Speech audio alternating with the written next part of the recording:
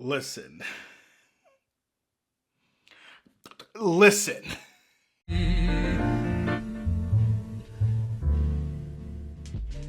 Oh, readers, you're here, thank goodness.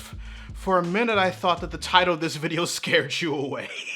I say that because I know that what I'm proposing here is a bit of a oh hell no situation considering how long and convoluted the original 90s arc was. But with the recent announcement of Sony's Amy Pascal revealing that not only has their deal with Disney for more MCU Spidey movies been extended for 3 more films, but that Tom Holland would return as Peter Parker for all 3, we now have a means to explore a more mature and developed Spider-Man in another set of films in the MCU.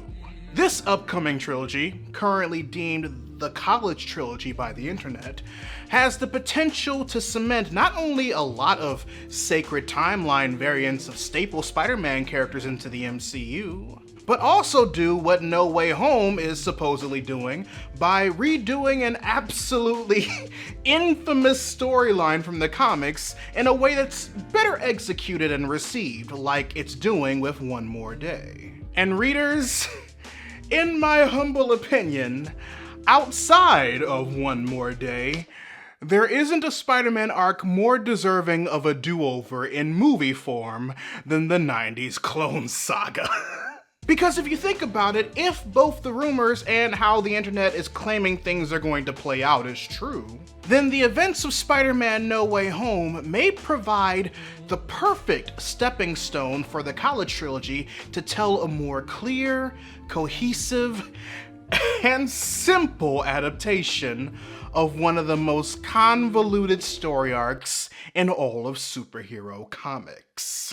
So, in order to understand how No Way Home opens the door for a Clone Saga-focused College Trilogy for Peter, let's take into consideration what's happening here. As we all know from both the first and second trailers to No Way Home, a spell that Doctor Strange is trying to cast that will cause everyone to forget that Peter Parker is Spider-Man is interrupted by MCU Peter being MCU Peter.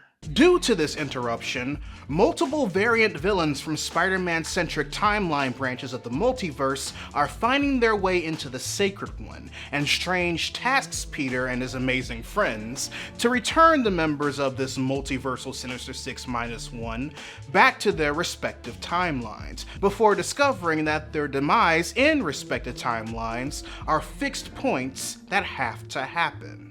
MCU Peter objects to this being the only way to mend the veil of the multiverse and tries to do everything in his power to save the lot of them instead. And if the rumors and what the Spidey side of the internet has been screaming since it was announced that Jamie Foxx will be reprising his role as Electro is true, MCU Spidey will eventually be joined by Raimi Spidey and Webb Spidey to help fight the Sinister Six-1 and avoid any more multiversal bleed over into the Sacred Timeline in order for Doctor Strange to fix the tears before it's too late.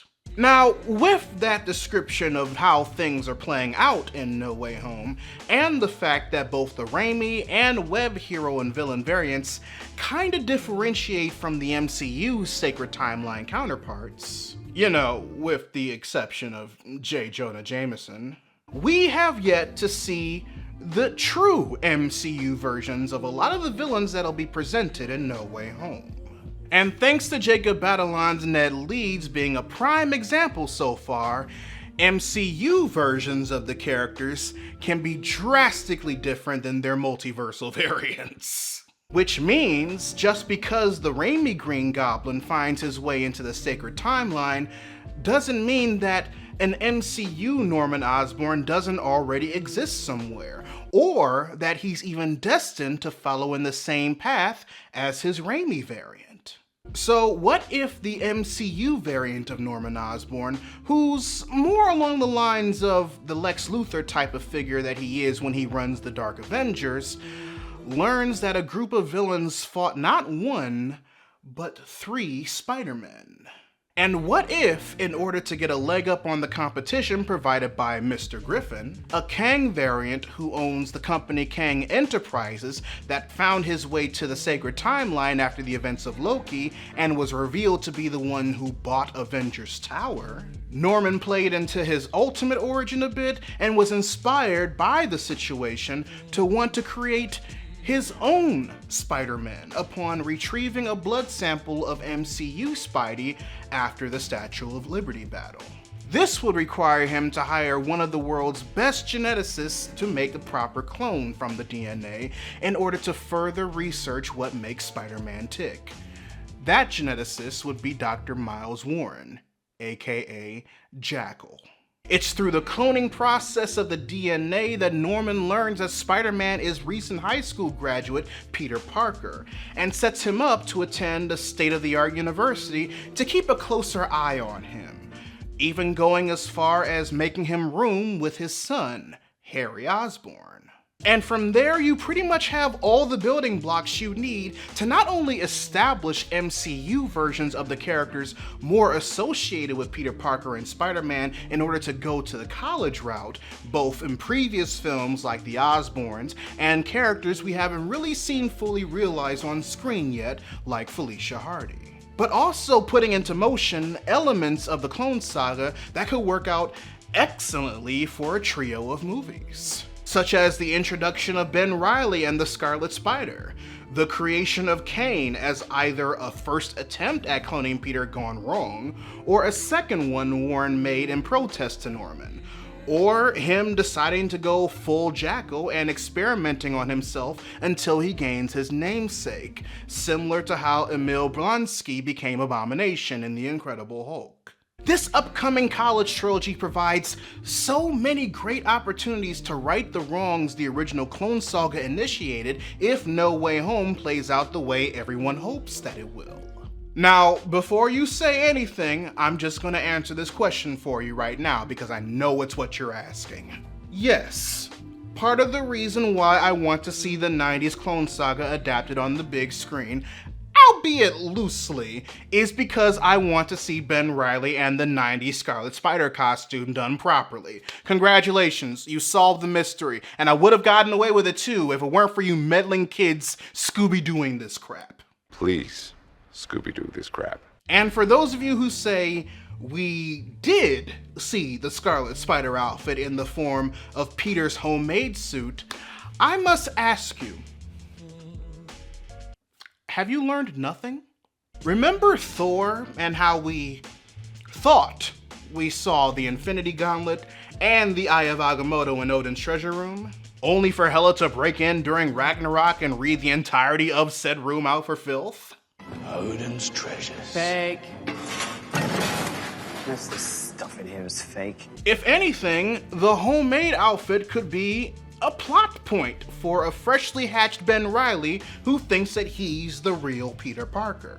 He finds the homemade outfit, gains access to some Oscorp technology to create a suit of his own that reverses its color scheme, similar to the Stark tech Peter had access to in order to make his Act 3 suit from Far From Home. And fim fam foom, you have the 90s outfit MCU-ified, which is basically the way it was rendered for the first Insomnia game.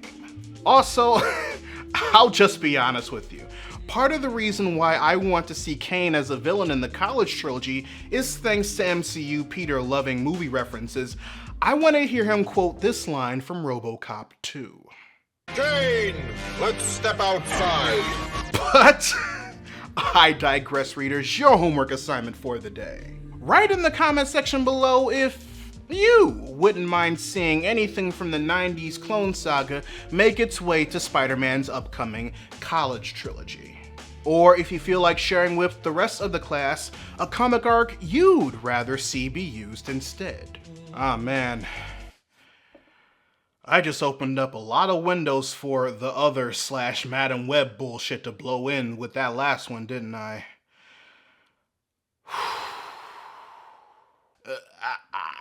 Either way, I love to know your thoughts, I guess. If you want to help financially support the channel, you can join my Patreon by clicking the card at the end of the video or in the link in the description down below, where you can also find a link to my merchandise store. Or if you prefer to give a one-time donation, you can find links to my PayPal and my Ko-fi account in the description box as well. Also, make sure you subscribe to the channel and turn on notifications, because I post new videos every Monday, Wednesday, and every other Friday. But until then, this is Readus 101. Class dismissed.